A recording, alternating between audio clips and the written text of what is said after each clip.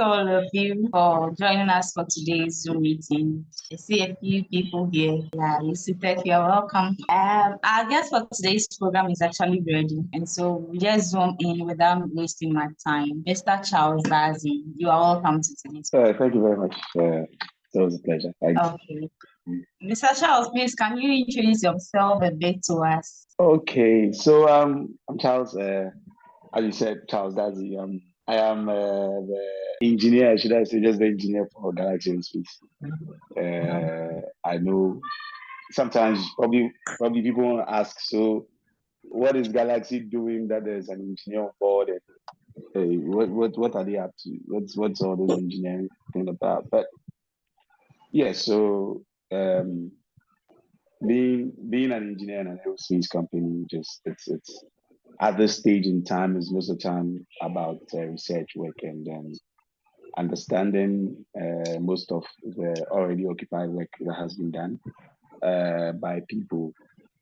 As of now, a lot of things can be learned from. It's not like gone are the days where things are patented, so you can do the same thing. So I think around this time is more or less more about research work and all that. So yeah, I'm the last standing engineer in Galaxy Space. So that's me. Yeah. All right. So our engineer, you are welcome once again. Thank you, madam. It's a pleasure to be here. Okay. Yes.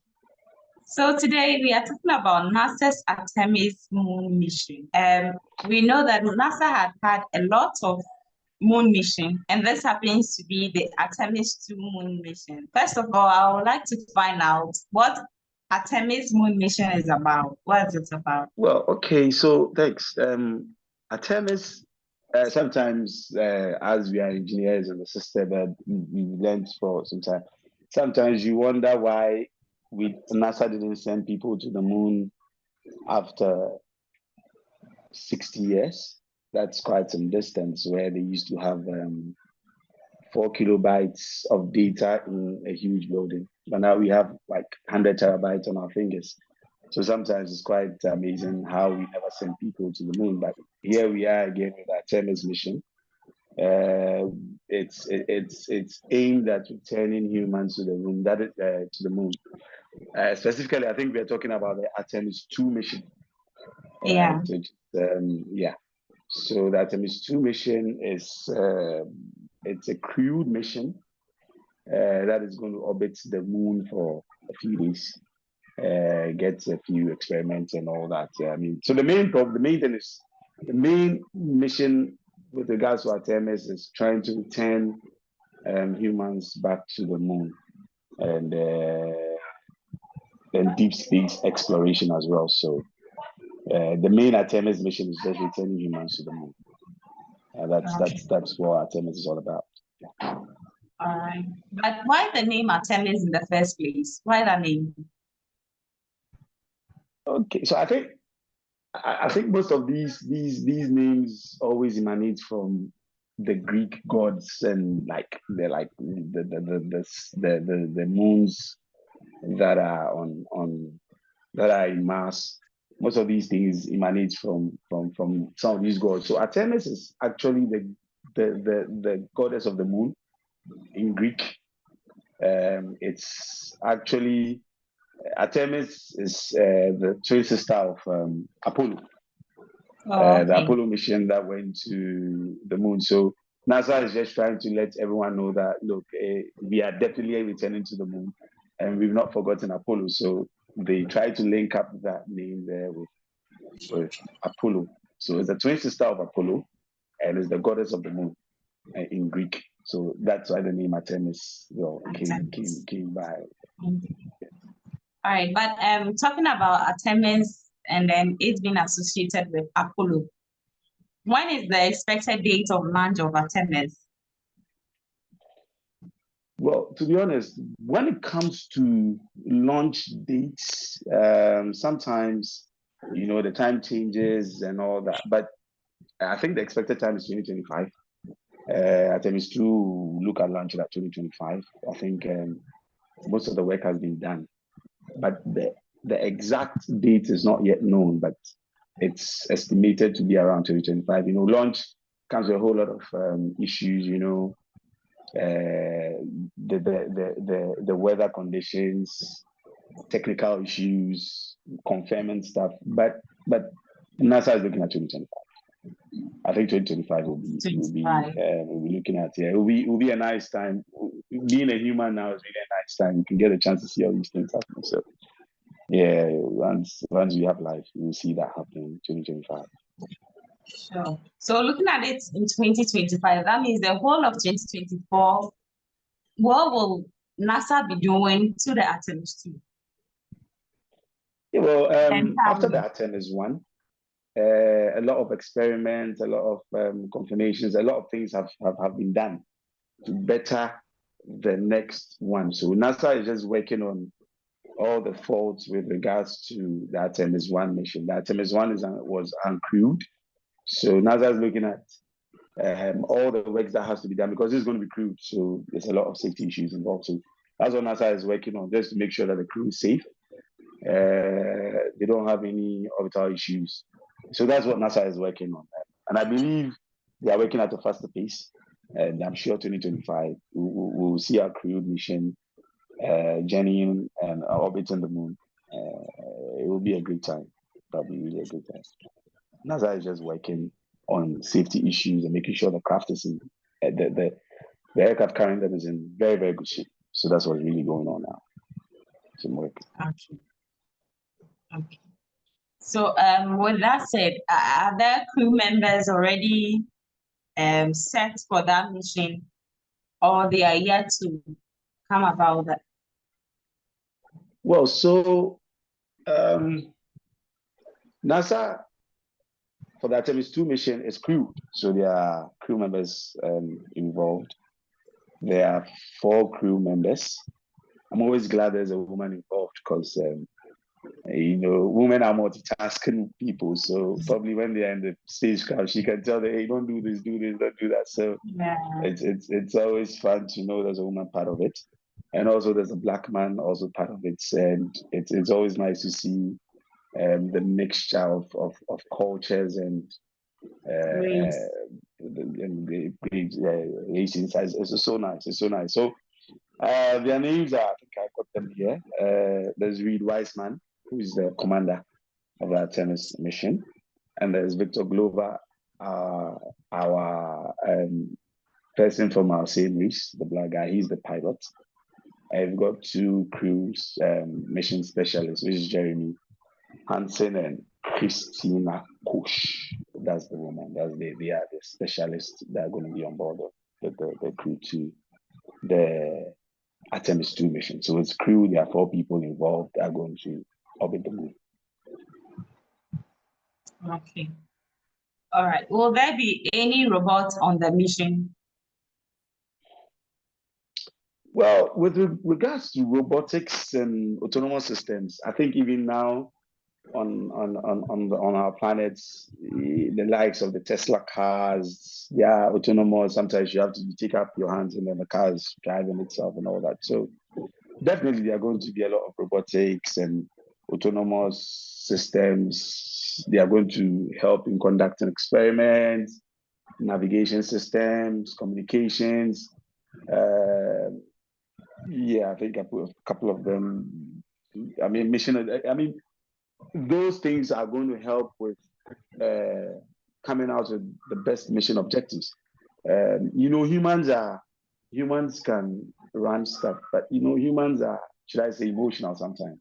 You can be on a flight and then you can get a call and then you're like, hey, and then everything just goes off like that. But robotic systems, they don't care about any emotions. They're just doing their work.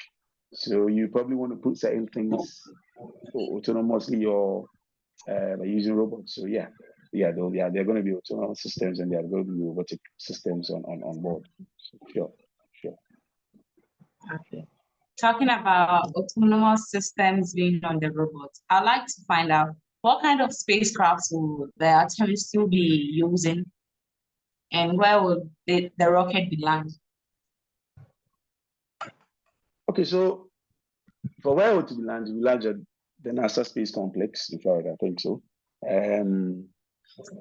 The spacecraft going to be used is the Orion. That's what they have been using for their moon missions. Is able to carry humans far beyond low Earth orbit.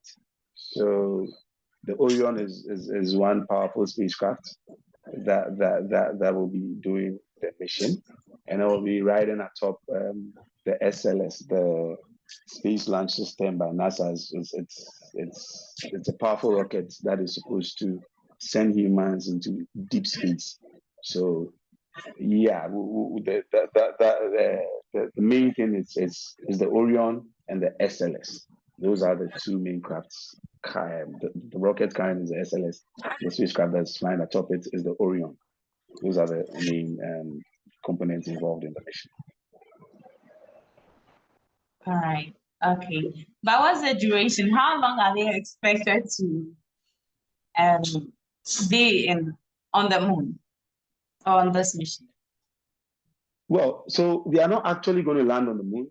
They are going to orbit the moon. And you can imagine 4 people orbiting the moon for 10 days. Actually, it's going to be 10 days. From the day they lift off till they get to the moon, orbit the moon, and return. It's going to be a total of 10 days. And sometimes you are wondering how they are going to go about their normal activities. Yeah. Yeah, being human, spinning on the moon in a very small spacecraft. It's not like the ISS, not like the International Space Station. This is rather a smaller one. And then you're just orbiting and experimenting. You know, obviously you'll be eating, you have to use washrooms and all that. So it's really going to be an interesting one. And kudos to the astronauts going for this mission. It's a good one. Yeah. What's actually the primary objective of this mission? What they intend to see? What's that? Well, okay, thanks. So as humans are racing to get into deep space, then like the likes of getting to Mars, which is about a million miles away from Earth, I think it's fair enough to start with the moon. The moon is close to about 385,000 kilometers from Earth. Mm-hmm. Right, that's quite far away. The ISS is like 400 kilometers away from Earth. So that's sort of the farthest. Well, I mean, obviously people have gone to the moon, but what we are experiencing now with people in space is with the ISS, which is about 400 kilometers away from Earth. So if we are going to tackle things like 384,000 kilometers, it means we are taking a step further into exploring space and exploring deep space. So this will pave the way for deep space exploration, including Mars, including setting up on the moon, because I know it's everyone is. I mean, most of the big countries are looking at setting up bases on the moon. Even Ghana is looking at Galaxy is looking at setting up a base on the moon. Yeah. Obviously. We need to get a base on the moon soon, Galaxy. I'm sure we'll be doing that as well. So it's really a step in the right direction. Obviously, they'll be looking at life support systems. They'll be looking at how the radiation, because there's no atmosphere on the moon, how the radiation will affect their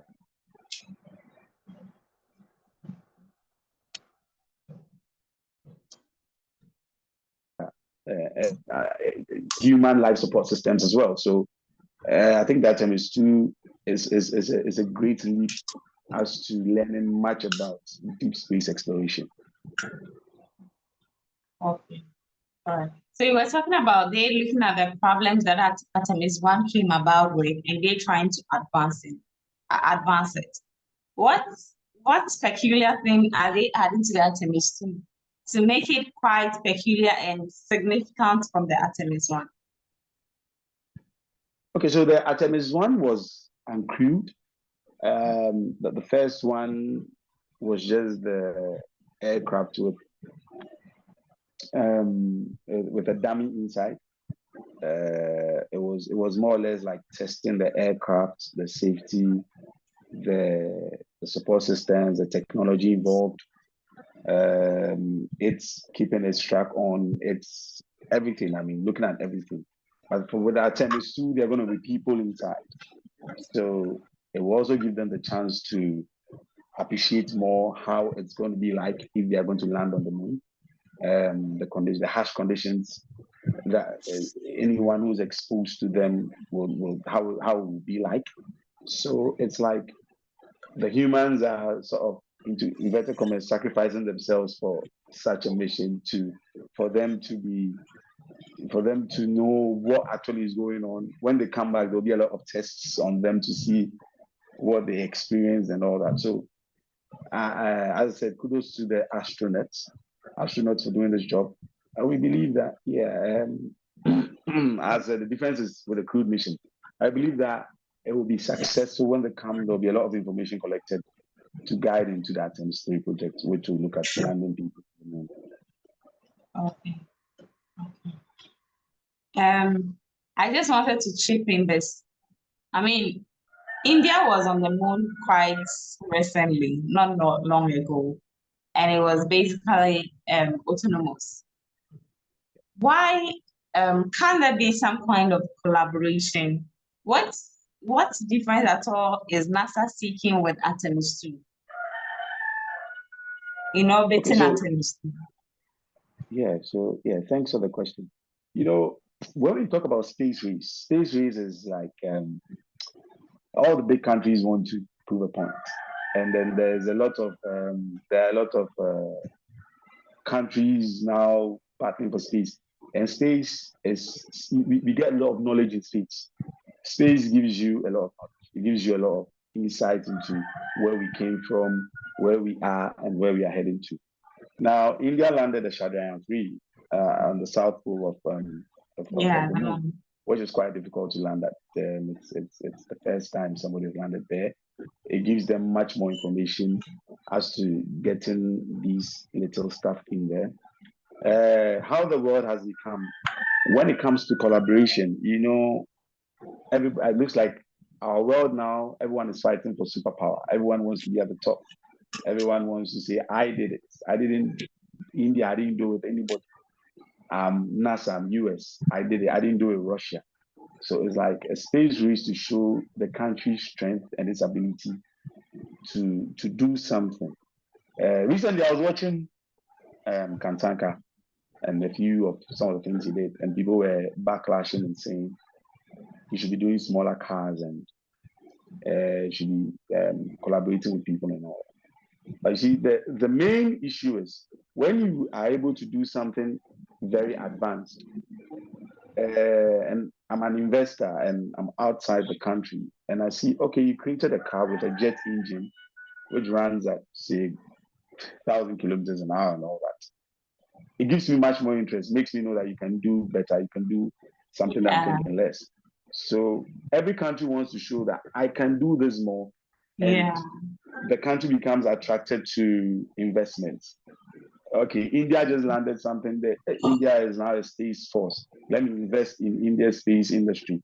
Right. So it's business using science to get in your investments and all that. So that is all it's all about. America is always looking for investment as well. If they're able to land people on the moon, you get Chinese probably want to sit inside and send people to the moon for experiments. You get Japanese coming in and saying, want to sit in the moon. Like just like the ISS now that you have UAE, Saudi Arabia joining and going to the ISS to land. So that's how it's all business. So we need to advance as well. So if Galaxy is building satellites by 2028, 2030, you can have countries like Zimbabwe, Malawi. Can you build us a satellite that is going to put in geostationary orbit to check our weather and all that? So it's a business strategy. Okay. I get it. But are there any scientific experiments that you have to carry out because the Artemis project?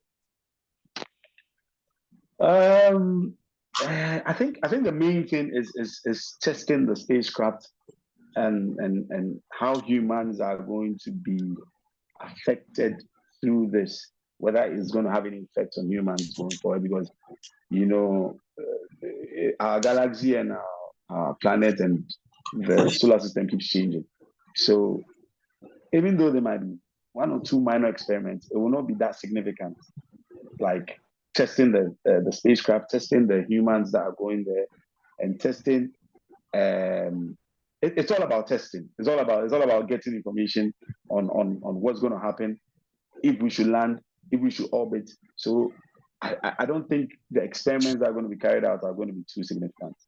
They're just going to be probably one or two experiments that probably will come out if there's a bit of time to do that. But basically, I don't see any experiments that are too significant that are going to be carried out. Oh, okay. But does it mean that the spacecraft is actually reusable?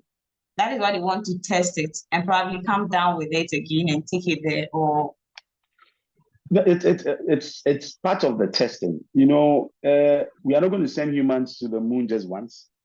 Humans are going to go to the moon after this. There's going to be a lot of that. As of now, they are not testing for its reusability. They are testing for it to go and come. Right. Go and come. Now, yeah, the whole thing is go, do your explorations, get your information, come back down. When you come back, we'll look at the spacecraft. We'll look at, can we let it go again? As of now, Artemis 1, haven't heard any, I don't know, I stand to record, but I haven't heard anything with regards to the fact that they'll be using the same spacecraft for Artemis 1.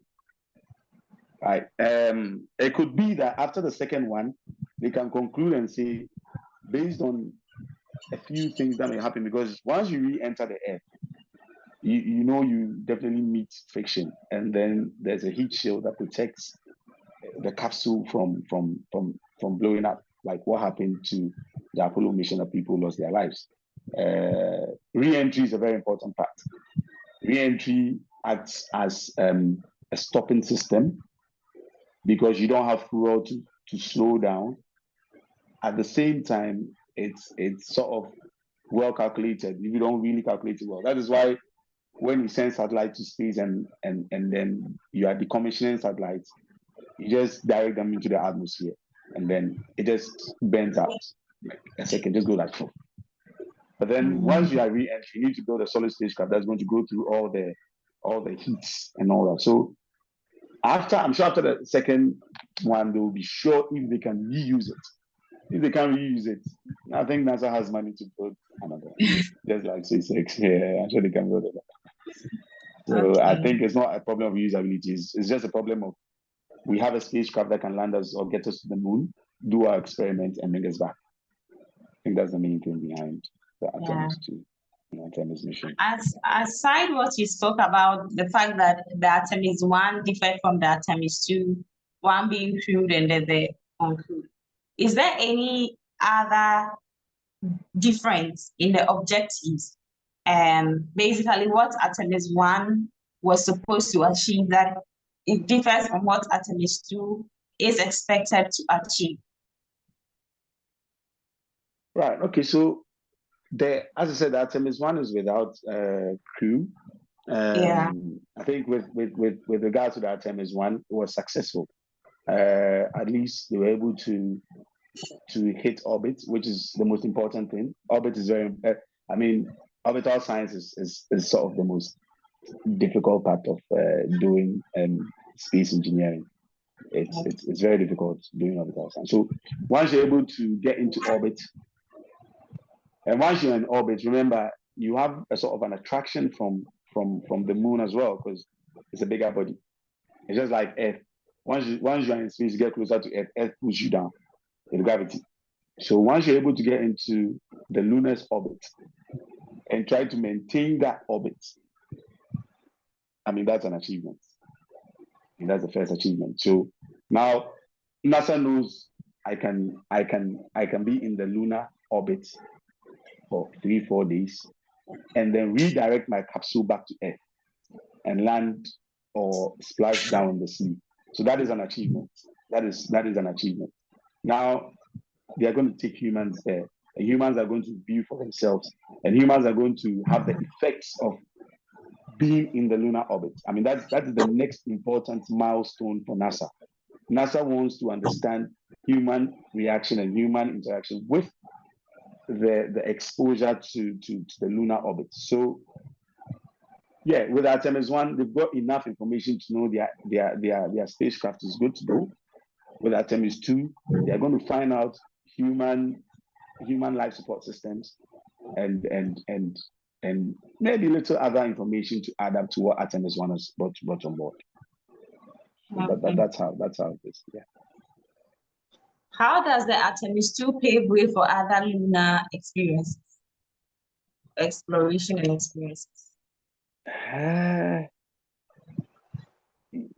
Well, I mean, if I am in Ghana, or probably Africa as a whole, and then we've seen Americans send this into space, and now technology is not hidden.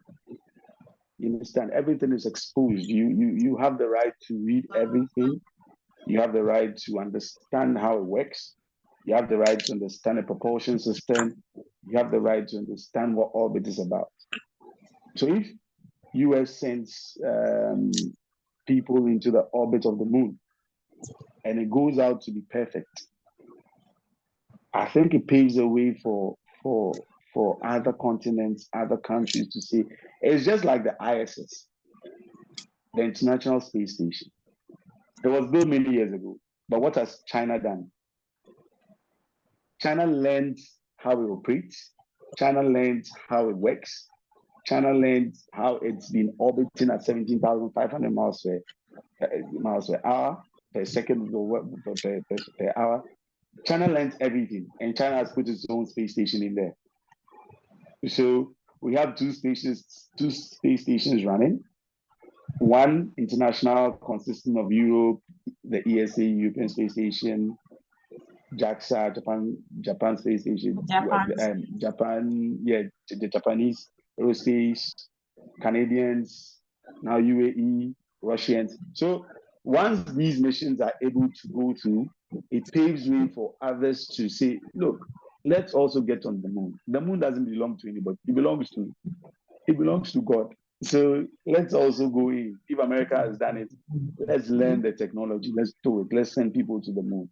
This is a way of taking humans from the level of civilization, the first level of civilization, to the next level of civilization. So I think it's really a good mission. We'll learn a lot for it. The data that's going to come, the safety issues involved, or everything that's going to be collected is going to be very useful for missions for the whole world, not just US. So I think it's really a good way of paving the way for lunar missions like that. All right. Are there any safety measures put in place for the crew who will be on board the Artemis? Yeah, sure. I mean, you can just imagine astronauts going to space, the level of safety that is going to be there.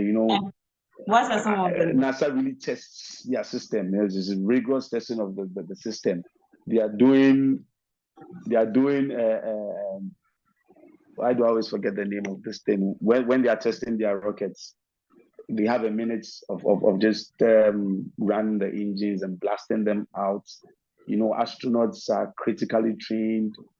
They sometimes go on mountain hikes. They are put in aircrafts, and then they do all those maneuvers to get them dizzy, because that's how it's going to be. They take them through a lot of emergency procedures, and constantly, the ground control team is 24/7. They are just like that, sitting behind their PCs, watching over everything that goes on. So I believe, and I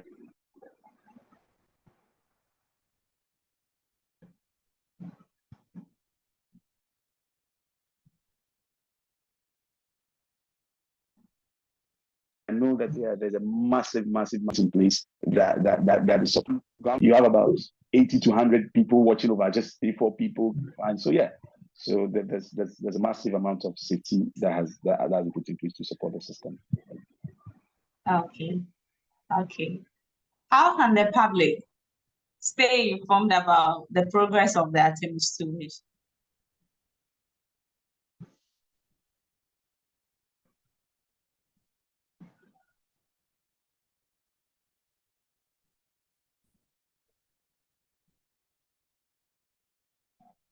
Hello.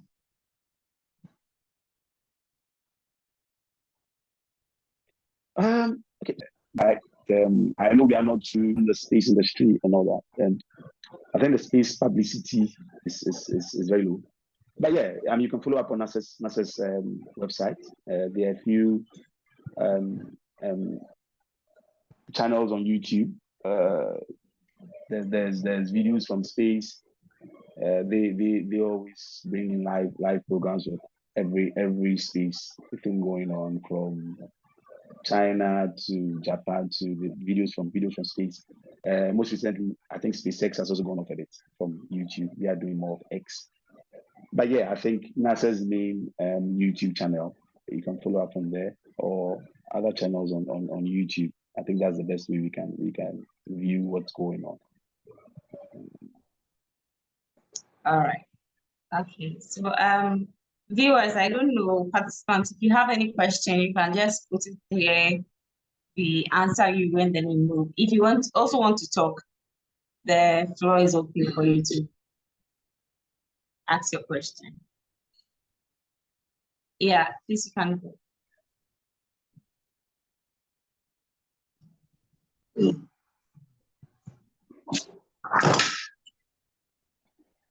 Yeah, hello, Lucy Tech. Hello.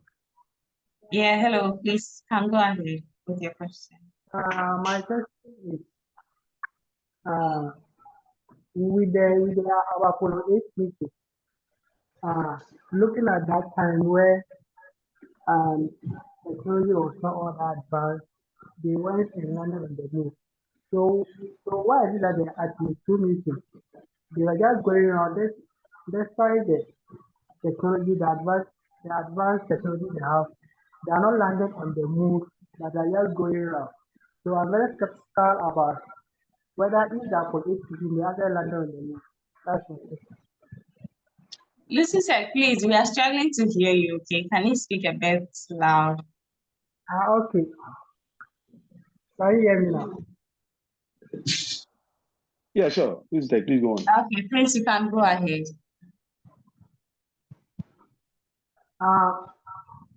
My question is, I'm saying that looking at the Apollo 8 mission, where the astronauts landed on the moon, looking at that time, the technology was not all that advanced. Okay. They were able to land on the moon. So with technology and with the Artemis 2 mission, the mission is they are just going around the moon, but they are not landing. So I'm saying that if the Apollo 8, they were able to land on the moon, looking at at that time, and that Artemis 2, they are not landing, they're just going around. So I'm very skeptical about the Artemis 8, whether they actually landed on the moon. That's the question. Oh, okay. Yeah, Mr. sure. Shaw, listen, I do bear with you. Having learned throughout the years, sometimes I go through the same thoughts of, did they really land on the moon? Because if you land on the moon, I don't think it's that difficult to land on the moon anytime soon. We are thinking maybe 40 years after landing on the moon, we should be having a base at the moon now with a lot of things going on. Yes, it's always going to remain a conspiracy theory with some people. It's just like some people thinking the Earth is flat or the Earth is round. Yeah, they're going to land on the moon. That is why Musk is working on Starship to land more people and take more supplies to the moon. That is why they're trying to, once the Starship is able to do its orbit and then splash down in the ocean, and then the next one, the Starship can probably land well, which had to do with the Starship, the SN-15, that landed after SN-8, SN-10. They had to blast. It didn't land well, and they had to explode.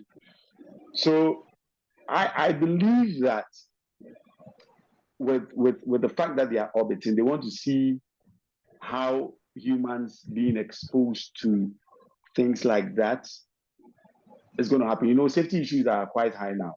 gone are the days there was a lot of passion behind what people did. I'm sure people will probably go to the moon without even getting paid because they just wanted to serve their nation. But right now, everyone loves money, you know, the insurance and all that. But if there's a problem now, I'm sure NASA will be paying billions of dollars to families. So they have to be very, very, very extra careful.